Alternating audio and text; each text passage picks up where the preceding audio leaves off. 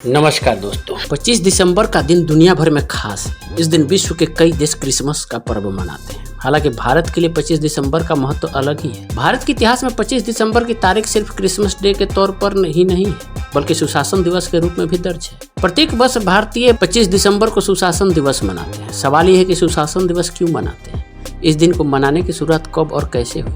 सुशासन दिवस मनाने का उद्देश्य क्या है? सबसे पहले तो आपको ये जान लेना चाहिए कि सुशासन दिवस भारत के 3 बार प्रधानमंत्री रह चुके स्वर्गीय अटल बिहारी वाजपेयी से संबंधित खास दिन। आज ही के दिन उनका जन्म हुआ था, क्योंकि भारत रत्न अटल बिहारी वाजपेयी का जन्म 25 दिसंबर को हुआ था। अटल बिहारी वाजपेयी की जयंती को सुशासन दिवस के तौर पर मनाते हैं। तो आइए जानते हैं भारत रत्न अटल बिहारी वाजपेयी के जीवन से जुड़ी बातें। अगर वीडियो अच्छी लगे तो चैनल को सब्सक्राइब कर देना, वीडियो को ज़्यादा से ज़्यादा लाइक, शेयर और कमेंट कर देना। 25 दिसंबर 1924 को अटल बिहारी वाजपेयी का जन्म में हुआ। वह पत्रकार बनना चाहते थे, लेकिन बाद में संयोग बस राजनीति में आ गए। हैरानी की बात है कि अटल जी ने अपने पिता के साथ एक साथ बैठकर ही कानपुर के डीएवी कॉलेज लॉ की पढ़ाई की। दोनों एक ही क्लास में पढ़ते थे और हॉस्टल में एक ही कमरे में रहा करते थे। हालांकि जब उनके दोस्तों को यह बात पता चली तो अटल जी और उनके पिता ने अपने सेक्शन बदल लिए।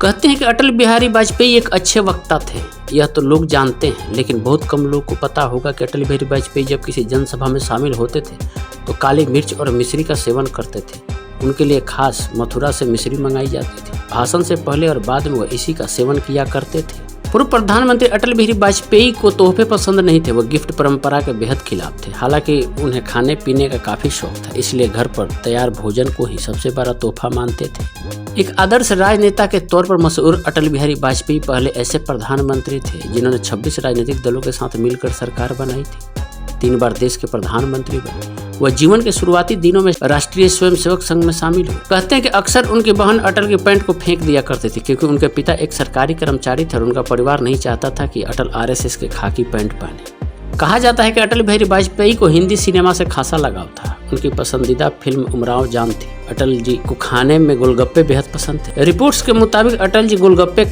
वाले को ऊपर कमरे में बुलाते और गोलगप्पे में खूब सारी मिर्च मिलाकर खाते। अटल जी मांसाहारी खाने का भी शौक रखते थे। वह खासकर मछली खाना पसंद करते थे।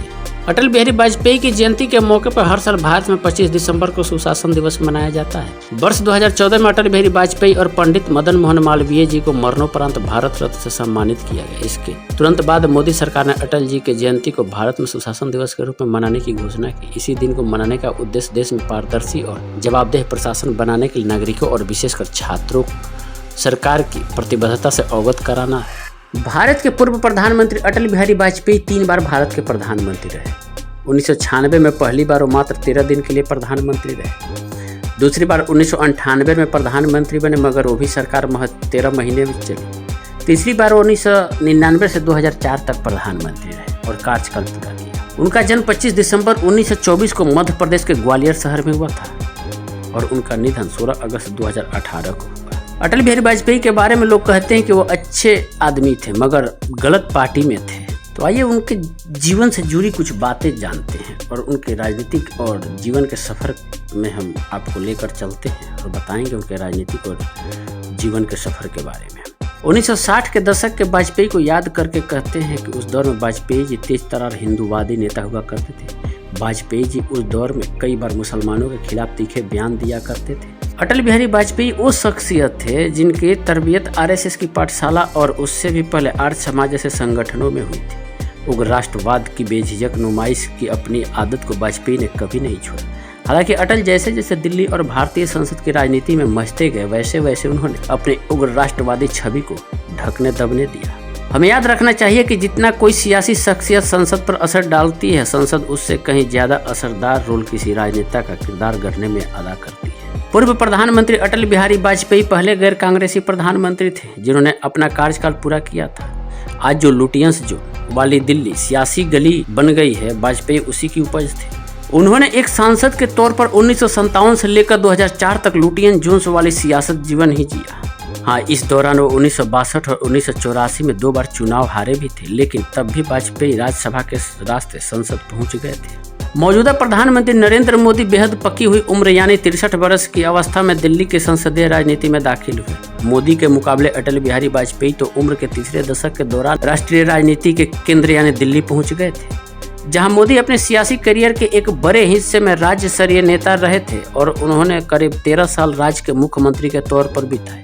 वहीं वाजपेयी युवा अवस्था में ही दिल्ली की दिलकश बौद्धिक और कुलीन लोगों की मंडली का हिस्सा बन गए थे। अटल बिहारी वाजपेयी ने पहली बार 1953 में लोकसभा का उपचुनाव लड़ा था, मगर उस चुनाव में अटल हार गए थे। 4 साल बाद हुए 1957 के आम चुनाव में वाजपेयी ने 3 सीटों बलरामपुर, मथुरा और लखनऊ से किस्मत आजमाई थी। मोदी और वाजपेयी की तुलना करें तो दोनों ने शुरुआती जीवन में आरएसएस की शाखाओं में उनकी विचारधारा की तालीम पाई थी। मोदी के पिता चाय बेचते थे तो वाजपेयी के पिता प्राइमरी स्कूल में मास्टर थे। दोनों ही नेताओं ने सियासत में अपनी जगह शानदार भाषण कला की वजह से बनाई। हालांकि मोदी और वाजपेयी के बोलने का अंदाज अलहदा है, मगर दोनों ने मुस्लिमों के खिलाफ सख्त रवैये से अपनी सियासी जमीन तैयार की। वाजपेयी ने अलग ही दौर में राजनीति की शुरुआत की थी। ये भारत के इतिहास में शानदार संसदीय परंपरा वाला दौर था। उस दौर के संसदीय राजनीति के ज्यादातर किरदार बेहद उदारवादी थे। देश में कानून बनाने वाली सर्वोच्च संस्था यानी संसद ने वाजपेयी को उनके सियासी करियर के शुरुआती दिनों में ही अपनी पार्टी की कमजोरियों को समझने और उसे पार पाने का मंच मुहैया कराया था। हकीकत यह है कि वाजपेयी अपने छात्र जीवन में वामपंथ की तरफ भी आकर्षित हुए थे। पिछली सदी के 5वें दशक तक वो साम्यवाद विश्व की प्रमुख सियासी विचारधाराओं में से एक था। 1945 में हिटलर की अगुवाई वाले जर्मनी की विश्व युद्ध में हार के बाद दुनिया के बहुत से युवा साम्यवाद से बेहद प्रभावित हुए थे। यही वजह है कि वाजपेयी भी बदलाव के लिए ज़हनी तौर पर तैयार थे। संसद के कद्दावर नेताओं के खुले मिजाज ने वाजपेयी पर भी गहरा असर डाला। फिर देश के पहले प्रधानमंत्री पंडित जवाहरलाल नेहरू की अपने कट्टर विरोधियों, जिनमें वाजपेयी भी थे, के प्रति सहिष्णु और दयालु भाव ने भी वाजपेयी पर गहरा असर डाला। यही वजह रही कि संघ की पृष्ठभूमि से आने वाले एक कट्टर युवा नेता वाजपेयी सहिष्णु राजनीति के पथ पर आगे बढ़े। कहते हैं कि वाजपेयी जी उदारवादी भी थे तो हिंदुत्ववादी भी थे। अटल बिहारी वाजपेयी बहुत जल्द एक साथ 2 नावों पर सवार होने की राजनीति करने लगे। एक तरफ वो तो नेहरू के उदारवाद के हामी थे, वहीं दूसरी तरफ वो आरएसएस की हिंदुत्ववादी सियासत के अलंबरदार भी थे। अब हमें ये नहीं पता कि उन्होंने ऐसा केवल सियासी फायदे के लिए किया या इसकी कोई और वजह थी। वो दौर कांग्रेस के सियासी दबदबे का था। ऐसे में शायद वाजपेयी को यही तरीका ठीक लगा, जिसके जरिए वो संघ की विचारधारा से इत्तेफाक न रखने वालों को अपने पाले में ला सके। लेकिन वाजपेयी की इस कोशिश का नतीजा ये हुआ कि दक्षिणपंथी राजनीति भारतीयों के एक बड़े तबके को रास आने लगी। वाजपेयी को इस बात का श्रेय जरूर दिया जाना चाहिए कि वो राजनीति में हर तरह के प्रयोग के लिए तैयार थे। उन्होंने भारतीय राजनीति में उग्र राष्ट्रवाद की भी वकालत की और बीजेपी को कांग्रेस के लोकतांत्रिक विकल्प के तौर पर भी पेश किया। 1979 में वाजपेयी ने एक लेख लिखा जिसमें उन्होंने हिंदुत्व की जगह भारतीयता के इस्तेमाल पर जोर दिया। भारतीयता वो छतरी थी जिसके साए तले अलग अलग धर्मों के लोग आ सकते थे और एक नए राजनीतिक प्रयोग को समर्थन दे सकते थे। उस वक्त भी संघ को पता था कि वाजपेयी के चेहरे की कितनी अहमियत है, या फिर जैसा कि आरएसएस विचारक गोविंदाचार्य ने बाद के दिनों में कहा था कि वाजपेयी मुखौटा है। संघ परिवार को उन जैसे मुखौटों की सख्त तलब थी ताकि वो एक हिंदुत्ववादी राष्ट्रवादी पार्टी के अगुवा बने, क्योंकि उस वक्त बीजेपी की स्वीकार्यता आज के मुकाबले बहुत कम थी। बहुत से ऐसे लोग भी हैं जो ये कहते हैं कि वाजपेयी ताउम्र संघ की कट्टर राष्ट्रवादी विचारधारा के प्रति समर्पित रहे। वो बहुत सातिराना तरीके से राम मंदिर के लिए हो रहे आंदोलन से खुद को अलग किए रहे। बाद में 2002 में जब वाजपेयी प्रधानमंत्री थे तब गुजरात में दंगे हुए। कुछ इतिहासकार ये मानते हैं कि वाजपेयी कट्टर हिंदुत्व को लेकर आलोचना से इसलिए बच गए क्योंकि तमाम सियासी दलों में उनके दोस्त थे।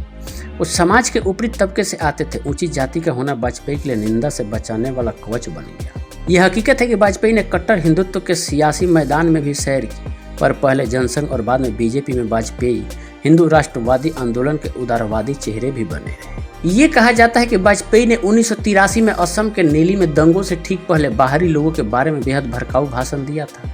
इसके लिए अटल को 1990 के दशक में भी लोकसभा में सियासी हमले झेलने पड़े थे।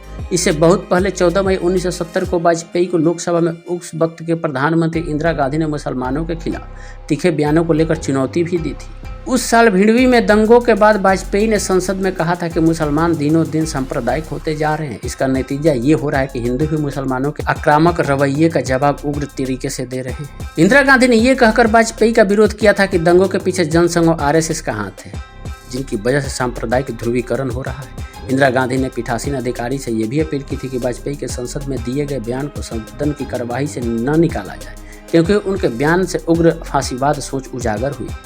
इंदिरा गांधी ने यह भी कहा था कि उन्हें इस बात की खुशी है कि वाजपेयी की सियासी हकीकत उजागर हो गई है। इसके बाद 5 दिसंबर 1992 को वाजपेयी लखनऊ के अमीनाबाद में आरएसएस के कार सेवकों से मिले थे। उन्होंने कार सेवकों की उत्साही भीड़ को संबोधित करते हुए चुटीले अंदाज में कहा था कि अयोध्या में पूजा पाठ के लिए जमीन को समतल किया जाना जरूरी है। इससे साफ है कि वो अलग अलग तबके के लोगों से अलग अलग तरह से बातें करते थे। इससे उनकी सातिराना सियासत भी उजागर होती है और किसी से टकराव न चाहने की आदत का भी पता चलता है। उस दिन भाषण देने के बाद वो लखनऊ से रवाना हो गए थे और अयोध्या नहीं गए थे। बाद में यानी 6 दिसंबर 1992 को अयोध्या में विवादित ढांचा ढहा दिया गया था। उनके लखनऊ से लौट आने को सियासी विरोधी एक सातिर चाल मानते हैं ताकि उनकी मध्यमार्गी छवि बनी रहे। वाजपेयी की नरमपंथी छवि संघ के बहुत काम आई। विवादित ढांचा ढहने के बाद जब वाजपेयी के सभी बड़े नेता गिरफ्तार हो गए थे और कई राज्यों में पार्टी की सरकारें बर्खास्त कर दी गई थी, तब वाजपेयी ने पार्टी के लिए मसीहा का रोल निभाया था। अटल की अगुवाई में पार्टी ने बाद के दिनों में लोकतंत्र की हत्या के खिलाफ आवाज़ उठाई थी। हालांकि अपने करियर के आखिरी दिनों में वाजपेयी को अपनी पार्टी के भीतर से ही चुनौतियां मिलने लगी थी। पार्टी के युवा नेता वाजपेयी के आदर्श रहे नेहरू को हवा बताने लगे थे। 2002 में गुजरात में मुस्लिम विरोधी दंगों के बाद वाजपेयी ने अप्रैल 2002 में गोवा में पार्टी की बैठक में ख्वाहिश जताई थी कि मोदी मुख्यमंत्री का पद छोड़ दें, लेकिन अडवाणी, मोदी और दूसरे नेताओं ने वाजपेयी की कोशिशों को नाकाम कर दिया था। बीजेपी की बैठक की शुरुआत होते ही मोदी ने बड़े ही नाटकीय अंदाज में इस्तीफा देने का इरादा जाहिर किया, लेकिन बैठक के प्रतिभागियों ने मोदी के इस प्रस्ताव को खारिज कर दिया। वाजपेयी ने दिल्ली से गोवा जाते हुए विमान में ही मोदी को हटाने का मन बना लिया ताकि गठबंधन में अपने सहयोगियों की नाराजगी दूर कर सके और अपनी उदारवादी छवि को भी बचा ले। लेकिन पार्टी की बैठक में मोदी के समर्थन का माहौल देखकर उन्होंने अपने इरादे को दफन कर दिया।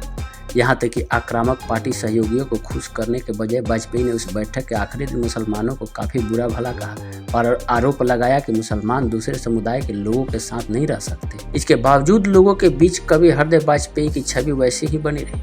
पूर्व और मौजूदा कट्टर हिंदूवादी नेताओं के उलट वाजपेयी ऐसे प्रधानमंत्री बन गए जिन्हें जनता के एक बड़े तबके का प्यार और सम्मान मिला। ऐसा इसलिए हुआ क्योंकि वाजपेयी राजनीति के मजे हुए खिलाड़ी थे। उन्होंने राजनीति में मोहब्बत और जज्बातों की अहमियत का अंदाजा था और वो वक्त पड़ने पर इनका बखूबी मुजाहिरा भी करते थे। वाजपेयी की भाषण कला की वजह से ही कश्मीर में बहुत से लोग उन्हें सूफी संत कहते थे। उन्होंने जनता से एक रब्ता कायम कर लिया था।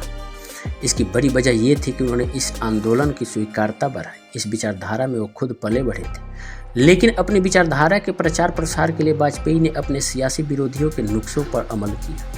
इसमें अचरज नहीं होना चाहिए कि वाजपेयी को उनके कट्टर वैचारिक विरोधियों से भी तारीफ मिली। वाजपेयी के मुरीदों में कम्युनिस्ट भी शामिल थे और CN अन्नादुर्रे जैसे कदावर तमिल नेता भी।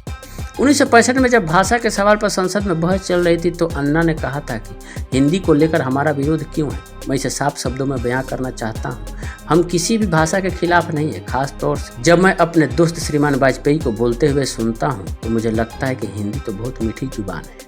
लेकिन अब जबकि लोकसभा में अपने बहुमत की वजह से बीजेपी बहुत आक्रामक हो उठी है और नए नए इलाकों में विस्तार कर रही है, तो वाजपेयी एक राष्ट्रीय प्रतीक बन गए। जबकि वाजपेयी ब्रांड राजनीति को उनकी पार्टी की नई पीढ़ी ने तिलांजलि दे दी है।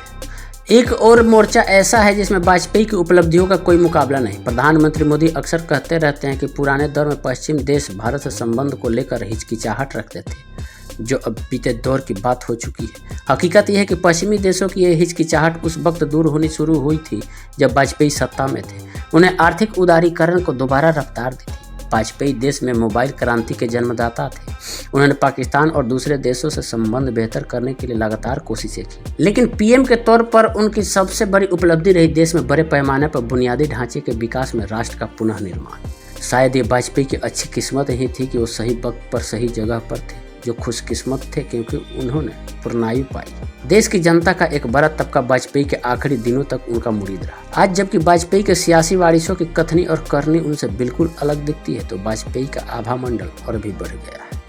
अटल बिहारी वाजपेयी यूँ तो भारतीय राजनीतिक पटल पर एक ऐसा नाम है जिन्होंने अपने व्यक्तित्व एवं कृतित्व से न केवल व्यापक स्वीकारता और सम्मान हासिल किया, बल्कि तमाम बाधाओं को पार करते हुए 90 के दशक में बीजेपी को स्थापित करने में भी अहम भूमिका निभाई थी।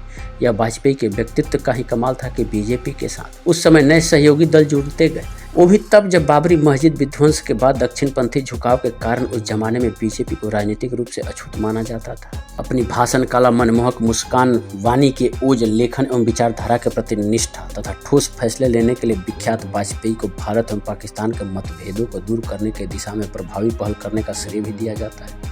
इन्हीं कदमों के कारण ही वह बीजेपी के राष्ट्रवादी राजनीतिक एजेंडे से परे जाकर एक व्यापक फलक के राजनेता के रूप में जाने जाते हैं। उनका आज जन्मदिन है। अगर आपको ये वीडियो अच्छी लगी हो, हमारे चैनल को सब्सक्राइब नहीं किए हैं तो सब्सक्राइब कर लें ताकि हर वीडियो की नोटिफिकेशन आपको मिलती रहे।